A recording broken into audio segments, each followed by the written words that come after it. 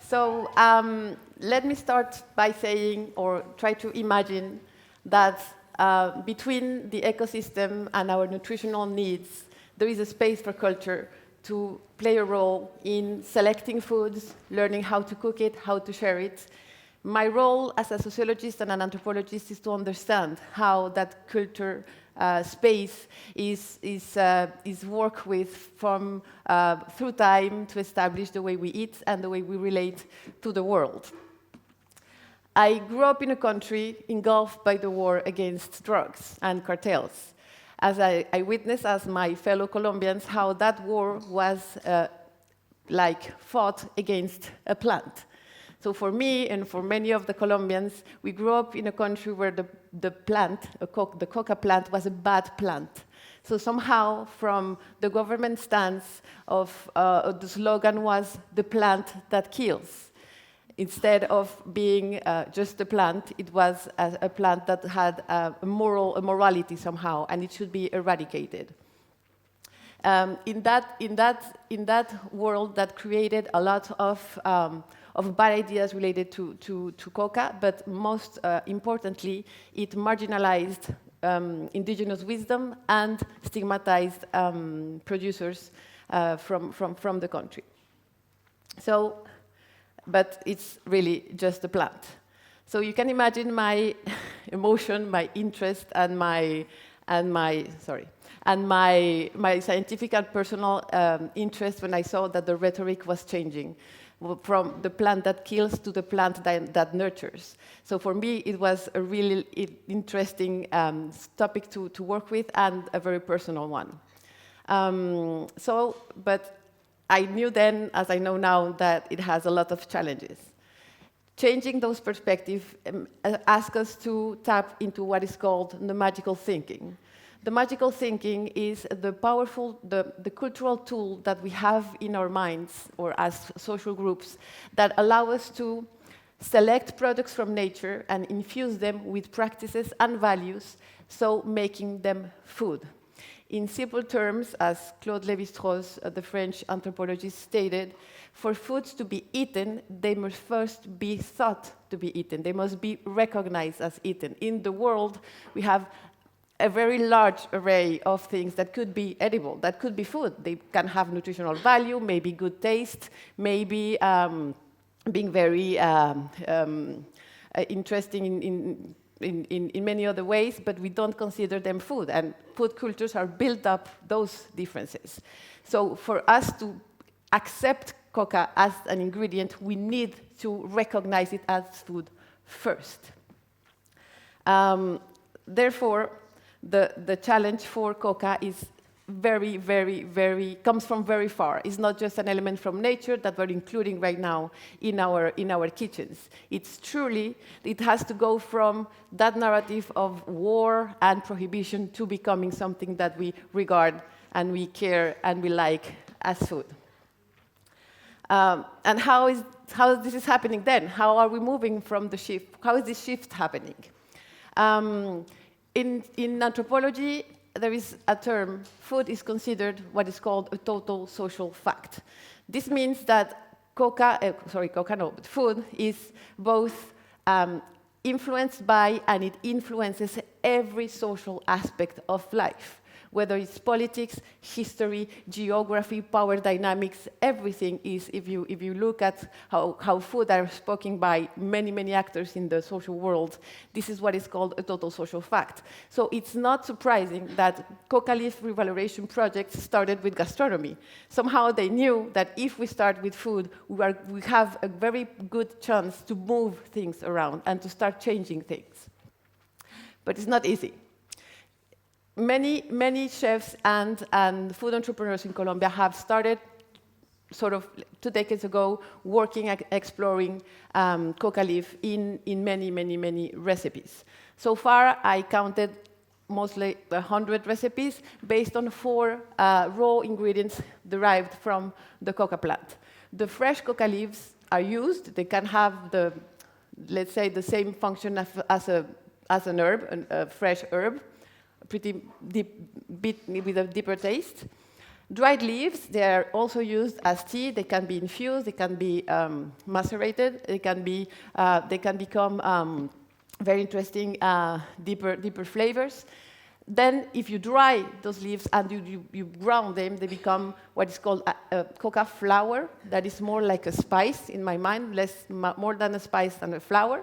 It has very strong taste, a beautiful color. And then mambe, which is this mix of coca leaf powder and an alkaline product. So from these 4 raw ingredients, a lot of experimentation have been done already. There exist 2 cookbooks so far. So I try to map out the techniques that have been developed and how coca plays a role in different recipes. This is just a descriptive map that will show you how from the fresh herb to the dry herb, to the spice, to the alkaline as culinary functions, we can have, through different techniques of culinary techniques, we can find a lot of gastronomic creations. If we take, for example, noodles made out of mambe, you first try to start, the aim of this map is to also show the actors that are implied. For example, if you think to go to the noodles, you first start with fresh herbs, then you have to dry them, then you have to ground them, and then to mix them. This involves growers, transformers, maybe indigenous people who who have the knowledge to create the mambe, for example. Then you have to have this knowledge, this culinary knowledge about how alkaline products have a very interesting texture attribute to those, like with nixtamalization and things of the sort, to after have those noodles and a beautiful dish that is the coca noodles served in a restaurant in Colombia. So this is a way to show you that it's not just techniques, that it's more than that people are involved. And this shows that recipes are way more than just a set of instructions. And this is what I want to tell you today. As Arjuna Padurai, who is an anthropologist, he established that recipes are mirrors of society. You can see how they can retrace the borders of what's edible, what we eat. In fact, you can add ingredients through the recipes, but it also will show the culinary properties, the traditions, market trends, household budgets. When you read the recipe, you can see the amount of rare and expensive ingredients that are into that, and the structure of ideologies as well. Which influence are we using? Which references are we using to create different recipes? So they are, in essence, blueprints for social change. When you create a recipe, you are sending all these messages to the world and to the cooks who are going to follow that recipe. So in my past life, I was a chef as well and a culinary teacher. So I try to merge in this project both of my set of knowledges and methodologies. So I work with a methodology that I call culinary ethnography. What do? I analyze the recipes, I interview the chefs that built up those recipes, and then I observe the process of cooking in order to understand all this set of values and practices that are putting in play into the creation of these recipes. When I studied the introduction of coca in culinary Colombian cuisine, contemporary, I understood that it's more than just adding an ingredient to create dishes. It's more like creating a context for new practices and values to emerge. Through that analysis, I managed to identify 4 paths. They are not exclusive of one another. They are all growing. To answer the question from before, where coca plays a role, culinary role, but also plays a role in social transformation. Note that when we say social change or social transformation, it's not necessarily positive or negative. It's just change. So this is to say that all these recipes and all these movements can have a different kind of effect on society. So I will start with the first one. So coca as a superfood.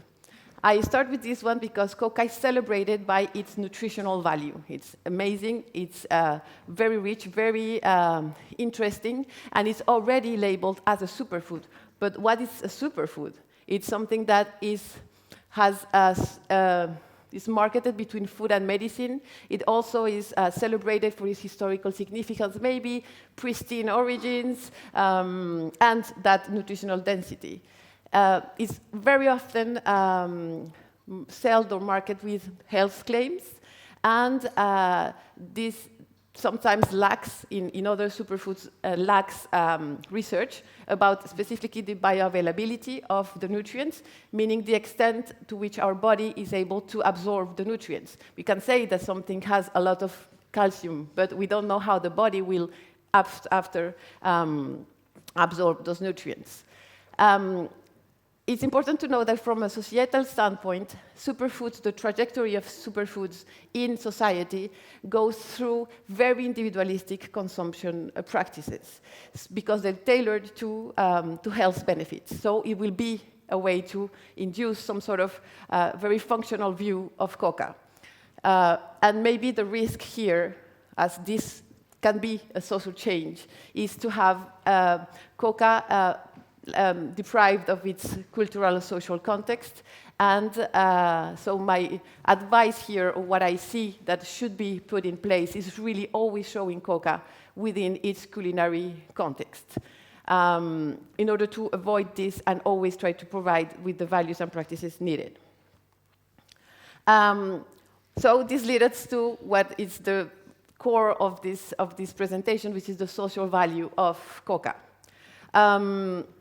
When cooks and chefs and food entrepreneurs are working with Coca, they are working with it in order to create bridges between the rural areas and the urban centers, between the whole multicultural ambience that is in Colombia, with traditions of the past and the possibilities of the future. They are very hopeful of Coca to be this element that will rejoin somehow the country. It also is some kind of a way to honor nature, to honor tradition, and also to honor our recent history.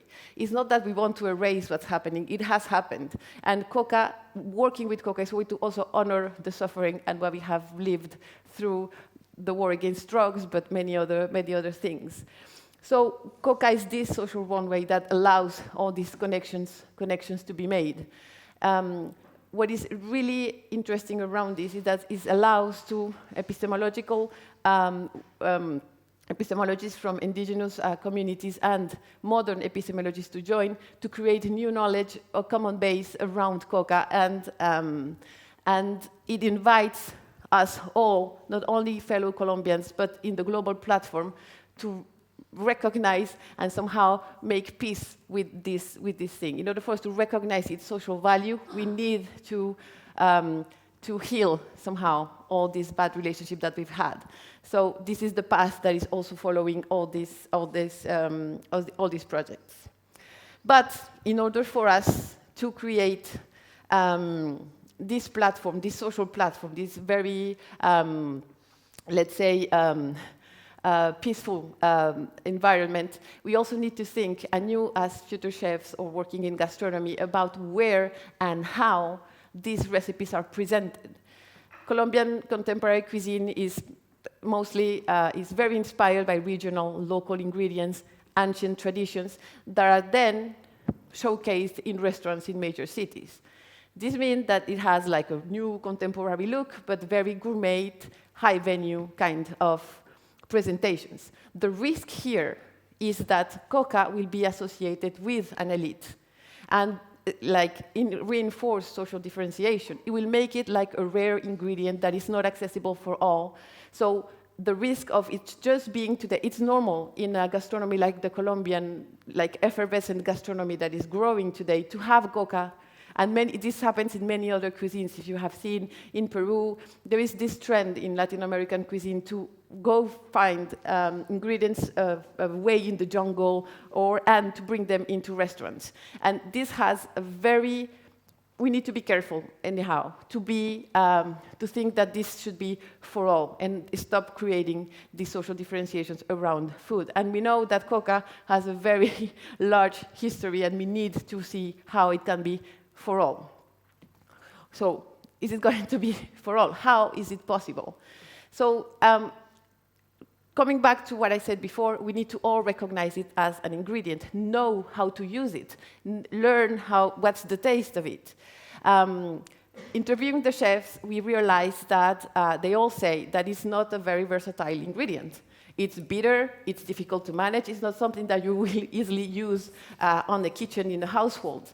It's difficult to integrate, especially because it's bitter. So the experimentation that has been done, that is today 2 cookbooks, are a testament for this knowledge that is already created. It's a technical knowledge that you have very specific combinations of ingredients that work very well. You have temperatures to be respected.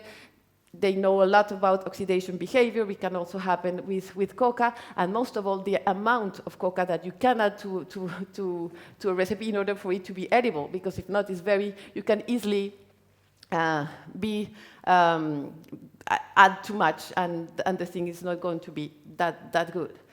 So here, my invitation is also for food designers and engineers, because there is a very big, creative space to build up ideas, either packaging or pre-prepared foods, for households to integrate it somehow. Besides, the industry in itself is a form of validation, just like restaurants. In sociology, we call these institutions. Institutions are a set of rules and regulations and standards that will validate somehow things.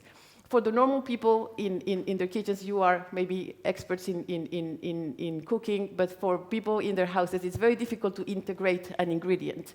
Therefore, those innovations that can happen, and plus if they are validated by industry standards and, for example, a supermarket, can help people say, okay, I was maybe apprehensive about how to cook or if this was good, but this is going to teach me how to do it somehow. So it's an invitation also to help advance in this sense.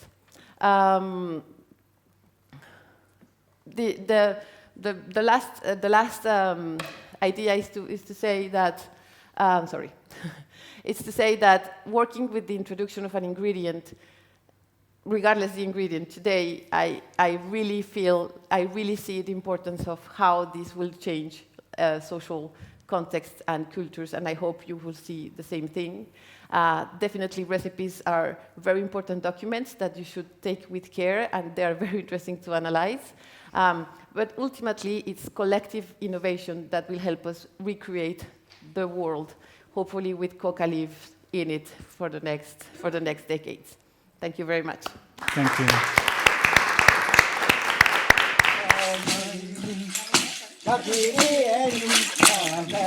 you.